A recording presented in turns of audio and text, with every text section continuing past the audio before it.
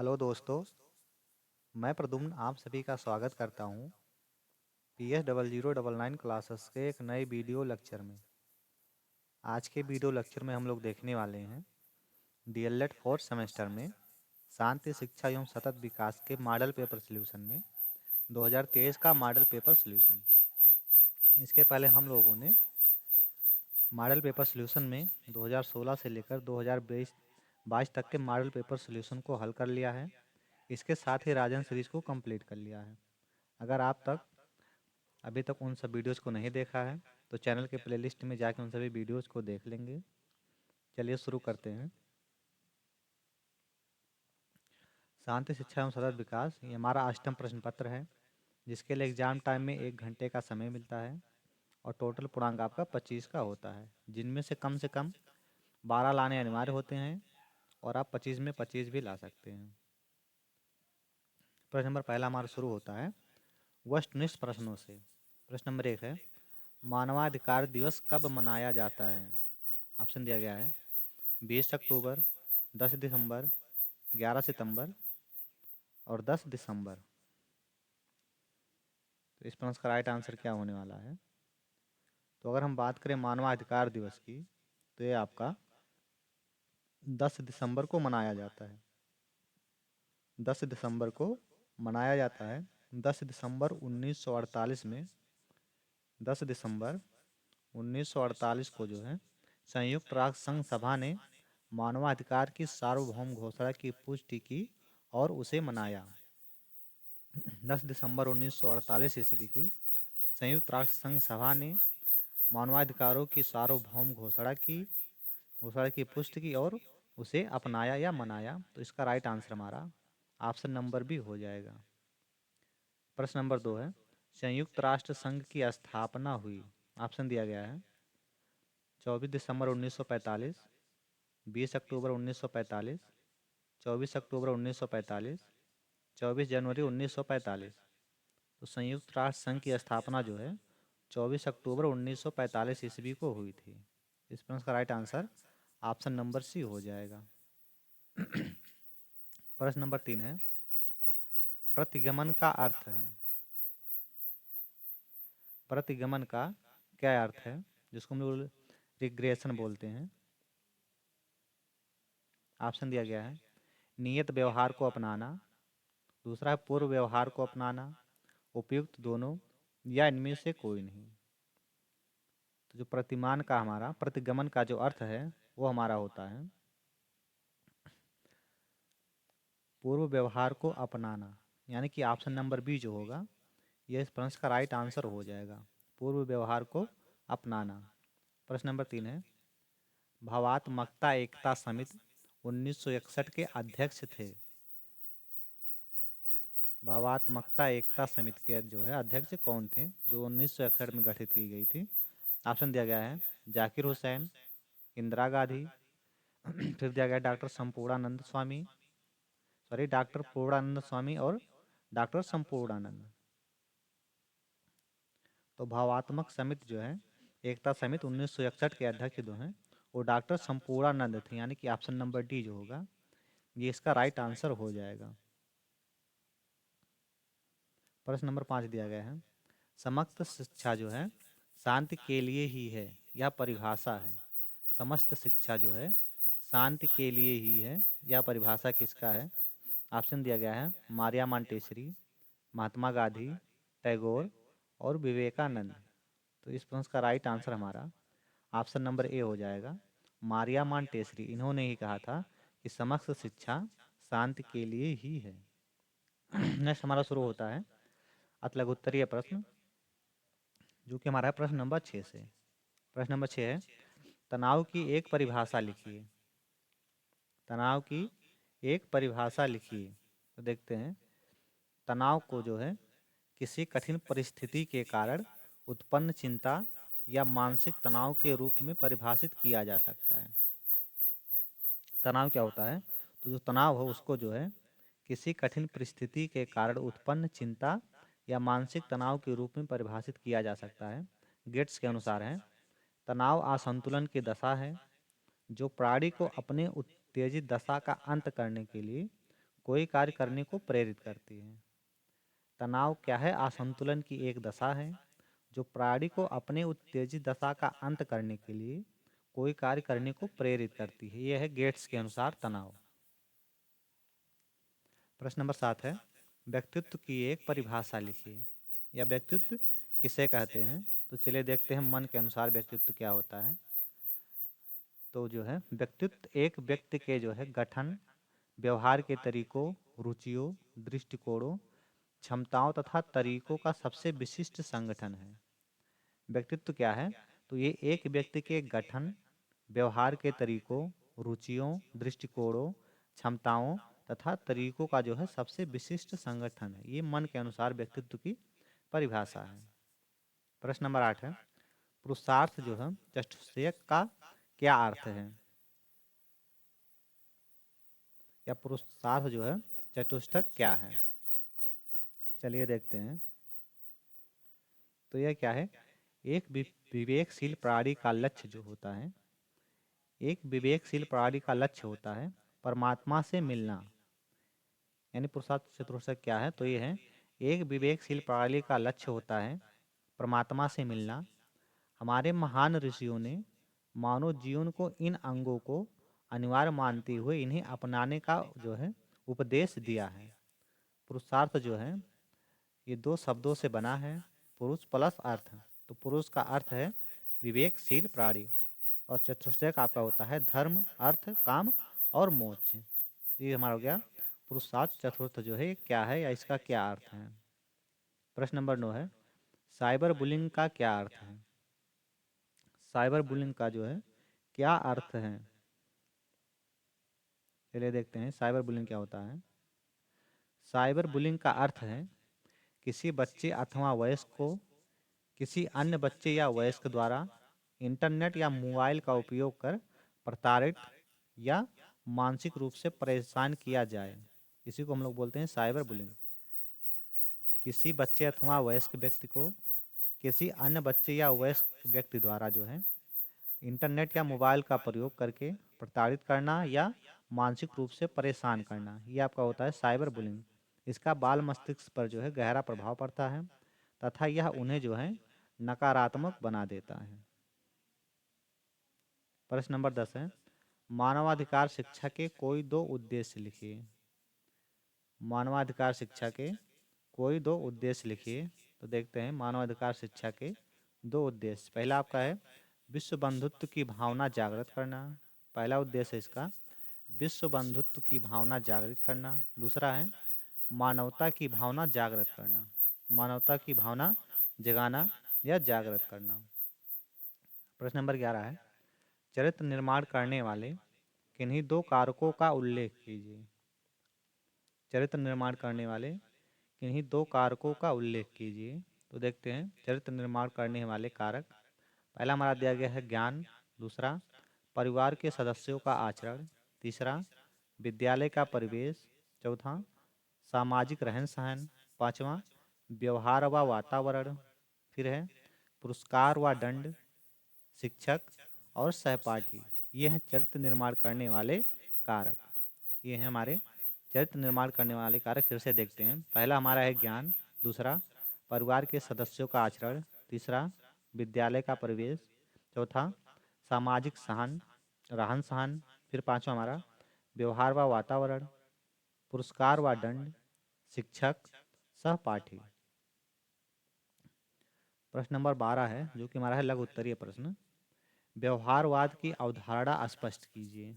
या व्यवहारवाद की अवधारणा क्या है? तो देखते हैं व्यवहारवाद की अवधारणा क्या है। तो व्यवहारवाद को जो है व्यवहारवादी मनोवैज्ञानिक के रूप में भी जाना जाता है। व्यवहारवाद को व्यवहारवादी मनोविज्ञान के रूप में जाना जाता है। व्यवहार प्रत्येक प्राणी के लिए अनिवार्य है। इसका जीवन में अत्यधिक महत्व है।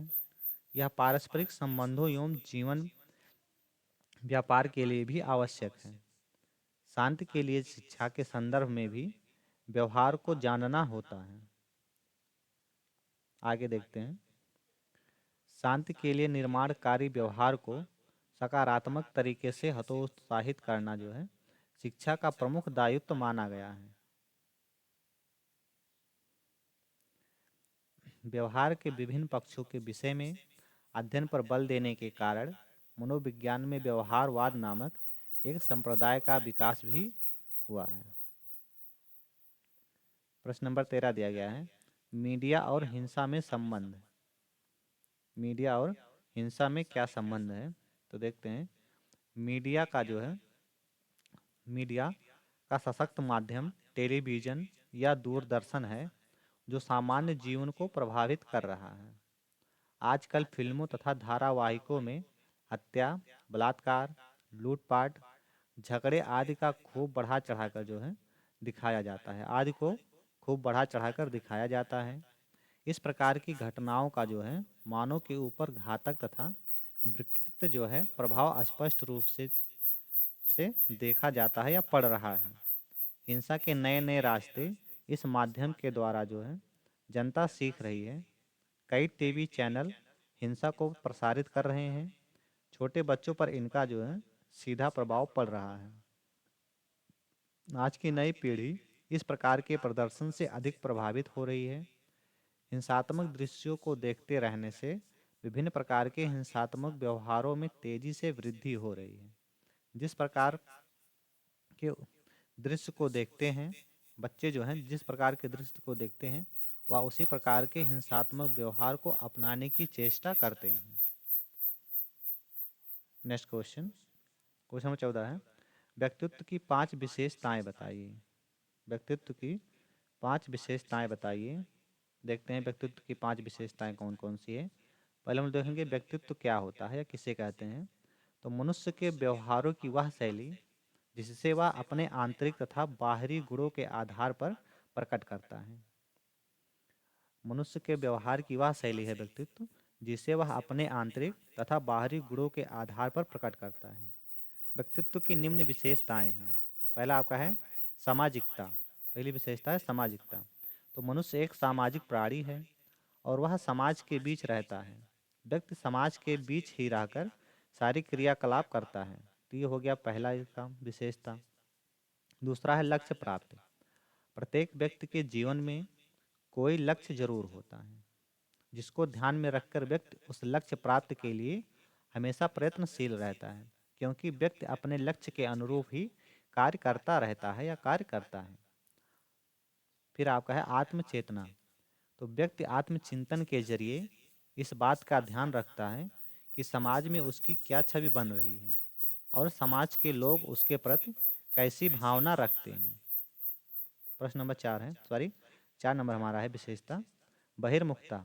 तो बहिर्मुखता का गुण व्यक्ति को सामाजिक बनाता है और ऐसे व्यक्ति समाज में अत्यंत जो है प्रसिद्ध होते हैं। स्नायु विकृति। स्नायु विकृति में इसमें क्या होता है, स्नायु विकृति से ग्रसित व्यक्ति जो है अच्छे व्यक्तित्व वाला नहीं होता है। जो स्नायु विकृति से ग्रसित व्यक्ति होता है वो जो है अच्छे व्यक्तित्व का नहीं होता है। प्रश्न नंबर 15 है, मीडिया का महत्व स्पष्ट कीजिए। देखते हैं मीडिया का महत्व। तो मीडिया संचार का स्रोत है। मीडिया हमारे समाज में सबसे अधिक जो है जानकारीपूर्ण भूमिका निभाता है। यह जनसंचार की मुख्य बात है। यह जनसंचार की मुख्य बात है। इसके कई रूप हैं, जैसे इंटरनेट जिसके माध्यम से हम एक क्लिक से दुनिया भर की जो है ताज़ा खबरें अपनी मुट्ठी में पा सकते हैं। सामान्यतः मीडिया जो होती हैं ये 3 प्रकार की होती हैं। पहला है समाचार मीडिया, दूसरा सोशल मीडिया और तीसरा है वेब मीडिया। ये है मीडिया के 3 प्रकार। प्रश्न नंबर 16 है, नीति मीमांसा के प्रमुख सिद्धांत बताइए। नीति मीमांसा के प्रमुख सिद्धांत बताइए। देखते हैं नीति मीमांसा के प्रमुख सिद्धांत। नीति मीमांसा के सिद्धांत के अनुसार हमें किस मार्ग से चलकर अपने लक्ष्य को प्राप्त करना चाहिए, हम संसार में किस प्रकार जीवन व्यतीत करें, हमारा आचार और व्यवहार कैसा होना चाहिए, सदाचार और दुराचार का भेद कैसा हो, उचित अनुचित, शुभ अशुभ, कर्म अकर्म का निर्णय कैसे किया जाए, क्योंकि यह जीवन के मूल्य का निर्धारण करता है। इस प्रकार नीति मीमांसा में आचार के नियम और मूल्य दोनों पर विचार किया जाता है। फिर से देखते हैं नीति मीमांसा के सिद्धांत के अनुसार क्या होता है, हमें किस मार्ग से चलकर अपने लक्ष्यों को प्राप्त करना चाहिए, हम जो है संसार में किस प्रकार के जीवन व्यतीत करें, हमारा आचार और व्यवहार कैसा होना चाहिए, सदाचार और दुराचार का भेद कैसे हो, उचित अनुचित शुभ अशुभ कर्म और अकर्म का निर्णय कैसे किया जाए। क्योंकि जो है ये जीवन के मूल्य का निर्धारण करते हैं। इस प्रकार नीति मीमांसा में जो है आचार के नियम और मूल्य दोनों पर विचार किया जाता है। प्रश्न नंबर 17 है, वैश्वीकरण की आवश्यकता एवं महत्व पर प्रकाश डालिए। वैश्वीकरण की आवश्यकता एवं महत्व पर प्रकाश डालिए। तो देखते हैं वैश्वीकरण की आवश्यकता एवं महत्व। पहला है विश्व स्तर पर व्यापार करना। पहला इसका आवश्यकता महत्व है विश्व स्तर पर व्यापार करना। दूसरा है विश्व की अनेक समस्याओं के समाधान के लिए जो है ये भी जरूरी है, विश्व की अनेक समस्याओं के समाधान के लिए। तीसरा है राष्ट्रीय विकास के लिए। फिर है विश्व नागरिकता के लिए। फिर है जनसंचार के साधनों द्वारा राष्ट्र की गतिविधियों का ध्यान होना। फिर है मानव कल्याण विकास के लिए। और लास्ट हमारा है शांति के लिए। लास्ट हमारा है शांति के लिए। ये हो गया वैश्वीकरण की आवश्यकता और महत्व। प्रश्न नंबर 18 है और इस वीडियो का लास्ट क्वेश्चन। आप इस वीडियो का पीडीएफ नोट या क्लास का पीडीएफ नोट जो है आप हमारे टेलीग्राम चैनल PS0099 क्लासेस यहाँ से जाके प्राप्त कर सकते हैं। PS0099 classes. देखते हैं सामाजिकरण के प्रमुख अभिकरण कौन कौन से हैं। सामाजिकरण के प्रमुख अभिकरण देखते हैं। सामाजिकरण के प्रमुख अभिकरण या संस्थाएं जो है निम्नलिखित हैं, जिनमें से पहला आपका है परिवार। सामाजिकरण करने वाली संस्थाओं में परिवार सबसे अधिक महत्वपूर्ण संस्था है या सबसे पहली संस्था भी हम कह सकते हैं। यह बच्चा परिवार में ही जन्म लेता है, परिवार में ही उसका जो है पालन पोषण होता है और परिवार में ही वह संपूर्ण जीवन व्यतीत करता है। परिवार से ही वह स्नेह, प्रेम, त्याग, बलिदान, सहयोग, दया, क्षमा, परोपकार, आज्ञा पालन आदि उच्च कोटि के गुण सीखता है। इसलिए यह कहा गया है कि परिवार शिशु की जो है प्रथम पाठशाला है। परिवार जो है ये शिशु की प्रथम पाठशाला है। दूसरा आपका दिया गया है क्रीड़ा समूह। तो परिवार के बाद बच्चे जो हैं खेल समूह के संपर्क में आते हैं, अतः उनका व्यवहार, रुचि आदि जो है विभिन्न प्रकार के होते हैं। नेतृत्व तथा आज्ञाकारिता के गुणों का विकास भी बच्चों में खेल कूद समूह से होता है। खेल कूद समूह से होता है। फिर है पड़ोसी या पड़ोस। परिवार के बाद पड़ोस से ही बच्चा का जो है सामना पड़ता है। वह अपने परिवार की तुलना पड़ोस से करता है। यदि पड़ोस अच्छा है तो वह अच्छी बातें सीखता है। फिर आपका है विवाह। विवाह के बाद जहाँ अनेक नए उत्तरदायित्वों का निर्वहन उसे करना पड़ता है, वहीं जो है विपरीत लिंग के व्यक्ति के साथ जो है अनुकूलन भी करना पड़ता है। अनुकूलन भी करना पड़ता है। आज की वीडियो हमारी यहीं समाप्त होती है। यदि वीडियो आपको पसंद आई हो तो चैनल को सब्सक्राइब करें और अपने सभी दोस्तों के साथ शेयर करें। मिलते हैं नेक्स्ट वीडियो में, तब तक के लिए जय हिंद।